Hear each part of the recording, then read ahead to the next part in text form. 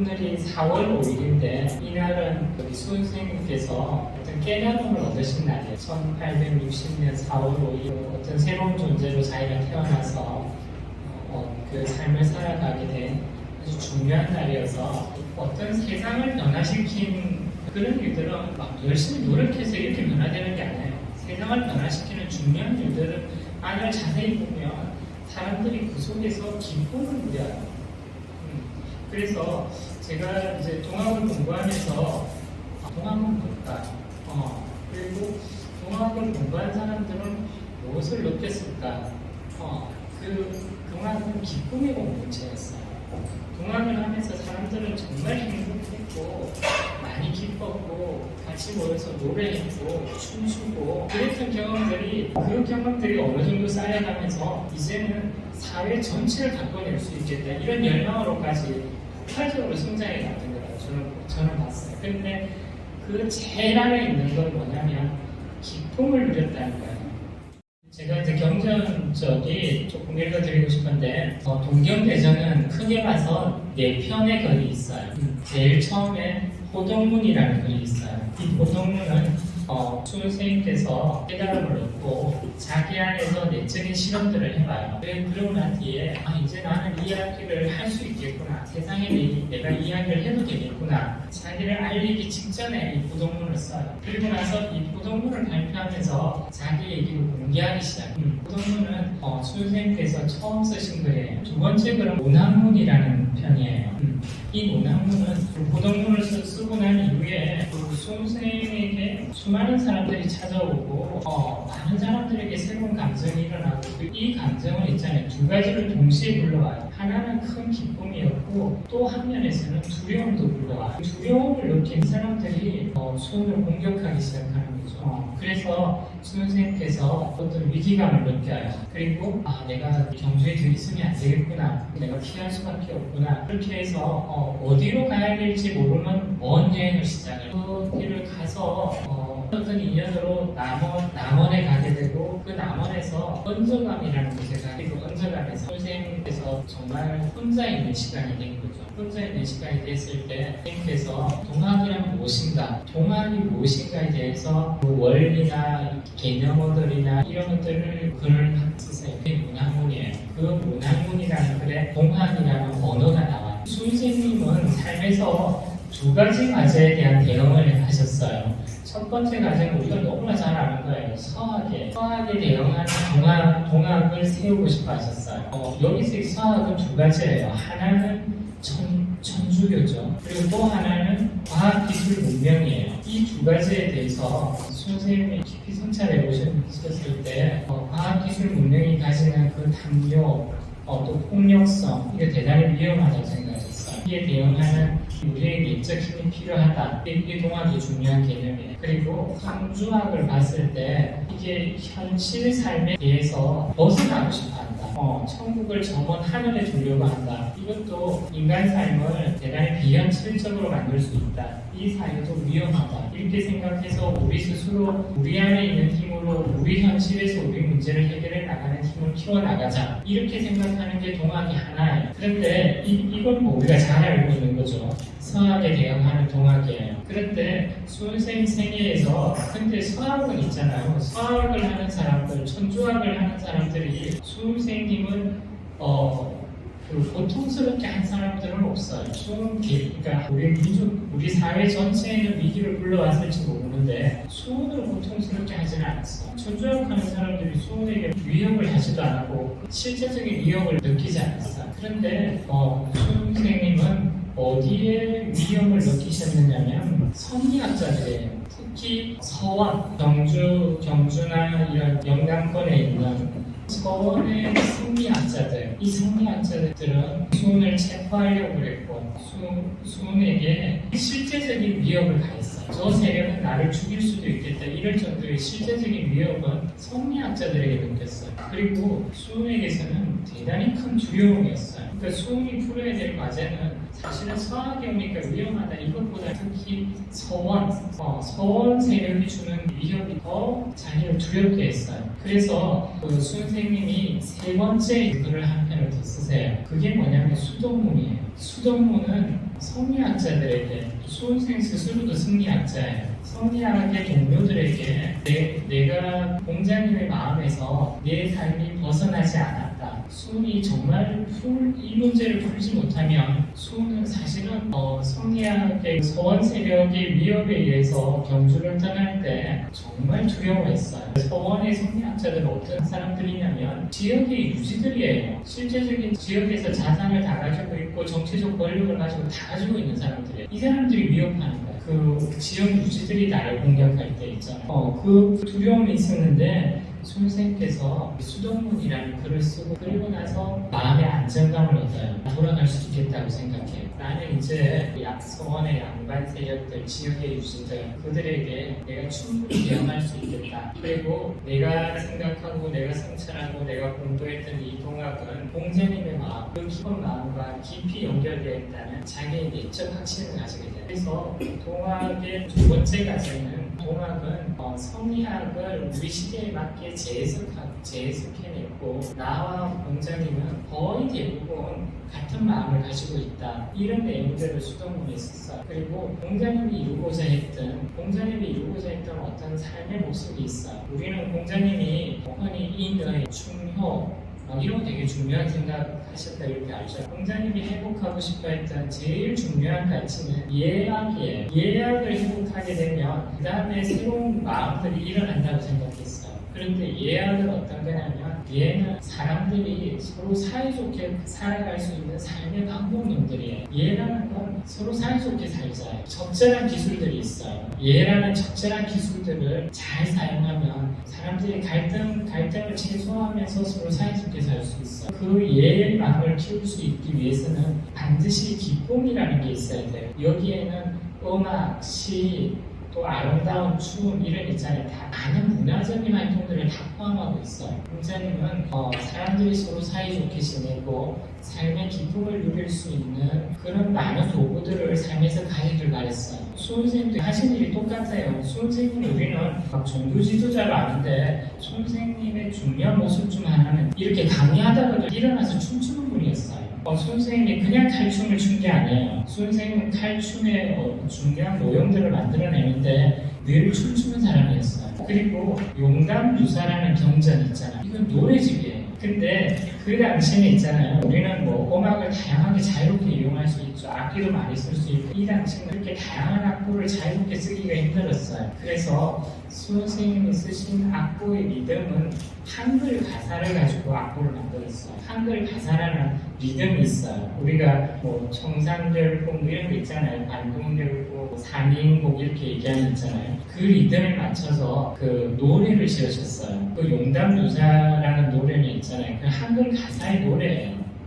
그건 노래로 부를 수 있어요. 이 노래가 우리에게 지금 경전이 된 거예요. 이제 선생님은 한 150년 전 사람이고 생각을 거의 한문으로 하던 시대의 사람들이에요. 그래서 그 가사에 보니까 한문으로 된 게 너무 많아서 제가 번역을 다시 했는데 제가 번역을 다시 할 때 어떤 기준을 가지고 했냐면 한글 가사의 리듬을 그대로 가져왔어요. 3, 4, 4, 이런 리듬을 있잖아요. 그래서 그 리듬을 가지고 소리내서 같이 읽고 이렇게 하는 것만 해도 이게 대단히 우리의 기분을 일으키고 기쁨을 불러오는 그런 걸 느낄 수 있어요. 그리고 선생님의 글을 쓰는 방식인데 자기 감정을 그대로 다 쓰는 사람 대단히 뛰어난 시인이에요. 그래서 자기 내적 열망들이나 내적 고통이나 슬픔 이런 것들 그대로 다 드러내기 때문에 이걸 같이 읽는 것만으로도 마음에 쉽게 이어질 수 있습니다. 그래서 오늘 여러분들하고 수동문의 한 편 정도를 같이 좀 읽고 공자유사의 아주 재미있는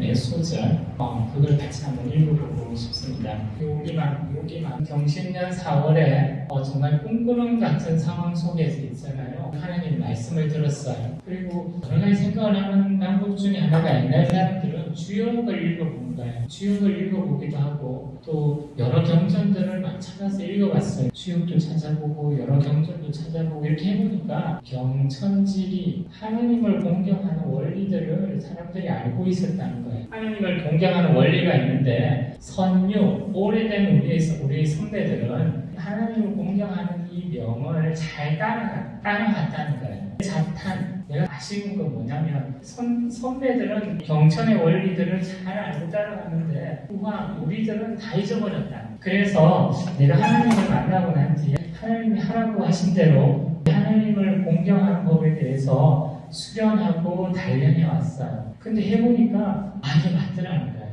너무나 자연스럽게 되더라는 거예요. 내 안에서 하나님을 공경하는 마음들이 다 일어나고 하나님을 공경하는 원리들이 있다는 거예요. 그런데 지금 내가 깨달은 것도 있다는 거예요. 오래된 원리들이 있고 지금 내가 깨달은 게 있는데 이게 보니까 예동소이하더라는 거예요. 지금 이제 성리학하고 이제 대응해야 되는 상황 속에서 동자님의 원리들, 오래된 삶의 원리들이 지금 내가 깨우치고 내가 새로 살으려고 만남을 통해서 말씀을 들어서 수련해 보니까 우리가 잃어버리고 있었던, 우리가 놓쳐버리고 있었던 게 지금 내가 다시 다 알게 되는. 그러니까 공자님의 원리와 내가 가진 원리가 거의 비슷하다는 거예요. 다른 게 별로 없었다. 옛날과 지금에 대해서 이렇게 오래된 시간과 지금 현재의 시간을 가지고 같이 승차해보니까 인지지소위 사람 사는 건 별 차이 나지 않는다. 공자님의 원리와 내가 얘기하는 것들이 논리도 거의 같고 시간이 지나도 사람 사는 건 크게 차이 나지 않는데 우리가 잃어버렸던 것 그걸 다 찾아보니까 공자님 원리와 나하고는 거의 비슷하다. 그래서 내가 성리학에 대해서 오랫동안 공부해왔는데 내가 이제 부끄러운 마음 없다. 이 자신감이 생긴 거야.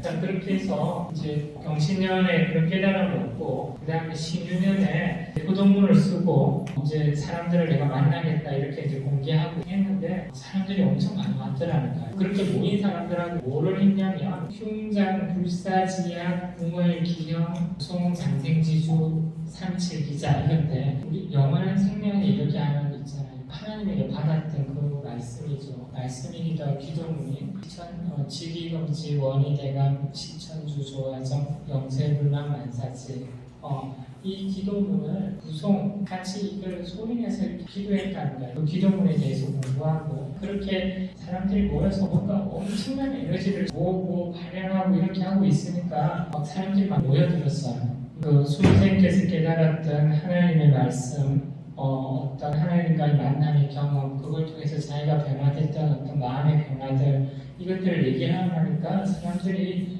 그 이야기를 들을 때, 이게 정말 새로운 시대의 변화를 상징하는 얘기구나. 그런데 이런 얘기 있어. 공자님께서 제자들하고 이렇게 얘기하는 장면이에요. 우리에게 좋은 시절이 오면 뭘 어떻게 하겠냐. 그러니까 이게 좋은 시절에 오면 사람들을 경제적으로도 안정되게 해주고 또 교육도 하고 이런 얘기도 제자들이 서로 돌아가면서 하는데 그 중에 정승이라는 제자가 한 얘기가 있어요. 나는 그런 좋은 시절이 오면 그 시절의 기쁨을 마음껏 누리겠습니다. 내가 뭘 어떻게 하면 누구에게 뭘 해주겠다 이런 걸 하는 게 아니고 내가 그 기쁨을 누리겠습니다. 그런데 나는 어떻게 기쁨을 누리겠냐면 좋은 친구들하고 같이 강가에 가서 거기서 춤추고 노래하겠습니다. 이렇게 얘기하는 장면, 그 눈에 나오는 장면이에요. 그 얘기를 했을 때 공자님께서 나도 정선이 하는 것처럼 저렇게 하고 싶다. 좋은 세상에 오면 좋은 세상을 마음껏 누리겠다. 공자님도 이렇게 얘기한 거 했다는 거예요. 그런데 정말 기쁨을 누리는 일이 있잖아요. 그게 동화관에서 일어났다는 거예요. 같이 춤추고 노래했다는 거예요. 가영이고 가는 노래하는 거예요. 영은 자기 안에서 기쁨이 넘쳐 올라가지고 있잖아요. 노래도 못하고 있잖아요. 이런 거 있잖아요. 이런 게 영이라는 거죠. 어떤 사람은 노래를 하고 어떤 사람은 너무 기뻐가지고 이러고 있는 거야. 그리고 한쪽에서는 있잖아요. 막 춤을 추고 있는 거야. 춤추고 있는데 근데 논에 보면 공자님이 이렇게 천하주유를 하잖아요. 천하주유를 할 때 어려운 일을 엄청 많이 겪는데 막 사람들한테 막 포위돼 있고 이런 때도 있었어요. 그런데 그때 공자님이 어떻게 하셨냐? 그 사람들이 대단히 위험을 느낄 수 있는 그 상황에서 공자님이 모금을 막 치더라는 거예요. 그러니까 제자들이 밖에서 뛰고 춤추고 노래하고 그 두려움을 넘어서는 그 사람이었어요. 자기도 그걸 똑같이 느꼈다는 거예요. 사실 우리를 위협하는 사람들도 있고 우리를 비판하고 이런 사람들이 있지만 우리 안에서는 엄청난 기쁨이 우리에게 흘러나왔고 그 기쁨을 우리가 충분히 누렸습니다.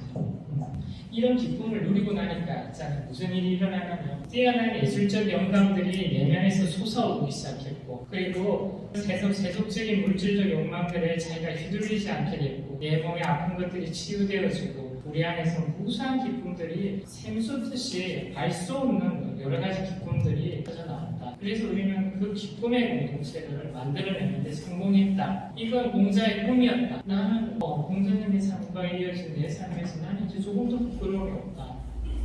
이 글을 쓰고 나서 수 선생님은 언저당에서 나는 이제 돌아갈 수 있고 그리고 경주로 다시 돌아오고 그 이후에는 전혀 두려움 없는 오랫동안 하나님을 섬기고 하나님과 만나는 그 길에서 조금도 벗어지 않지 않은 확신을 가지고 삶의 마지막 순간까지 살게 되세요. 그리고 난 뒤에 수 선생님에게 보인 어떤 놀라운 비전 같은 것들이 하나가 생겨요. 그 주제를 하나는 이 이야기를 하나 하고 또 하나는 이 상하대운이라고 했어요. 수 선생님은 훌륭한 시인이기도 하세요.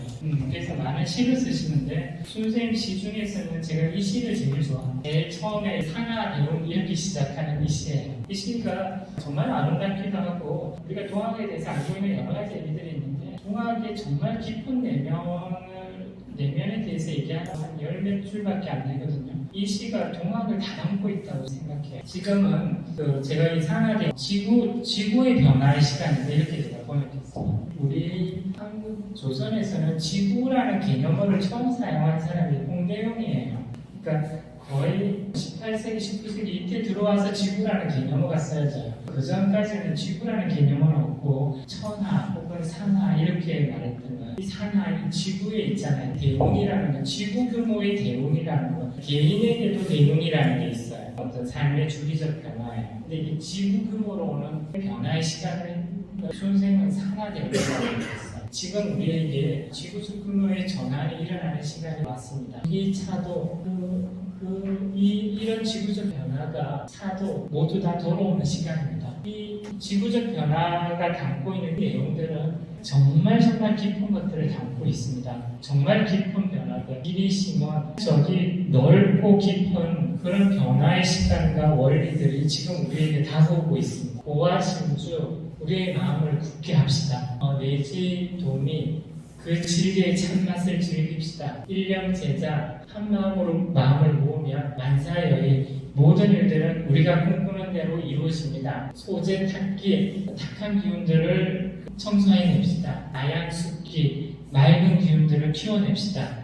그런 변화의 시간. 탁한 기운들은 사라지고 맑은 기운들을 가지고 우리의 마음을 굳게 해서 가져야 되는 거대한 변화 앞에 우리는 서 있습니다. 분주하게 하지 말고 오직 마음을 정신합시다. 지금은 잘 보이지 않지만 결국은 맑게 보이게 됩니다. 지금은 이 변화가 다 보이지 않고 그렇지만 지금은 숨겨져 있지만 결국 맑게 다 보이게 돼요. 그리고 너무나 자연스럽게 지구적 변화 속에서 일어나는 일들은 너무나 자연스러워요. 내두백사 수많은 일들이 우리에게 올 건데 동기, 일리 이 동학의 이치로 모든 일들은 다 돌아오게 되어 있어요. 타인세과 다른 사람들의 작은 잘못 이거 마음 쓰지 맙시다. 물론 다른 사람들 잘못했다고 하나만 따지지 맙시다. 내 마음에 가진 아심소에 작은 지혜라도 이시 어린 다른 사람들에게 나눕시다. 다른 사람들의 잘못을 탓할 시간도 없습니다. 내가 가진 지혜를 나눠드립시다. 여사대도 불성소사 우리가 가진 이 큰 진리를 작은 일을 이루는 데 쓰지 맙시다. 인문 진료 어떤 일이 왔을 때 최선을 다하면 자연유조 스스로 도움들이 일어나게 됩니다.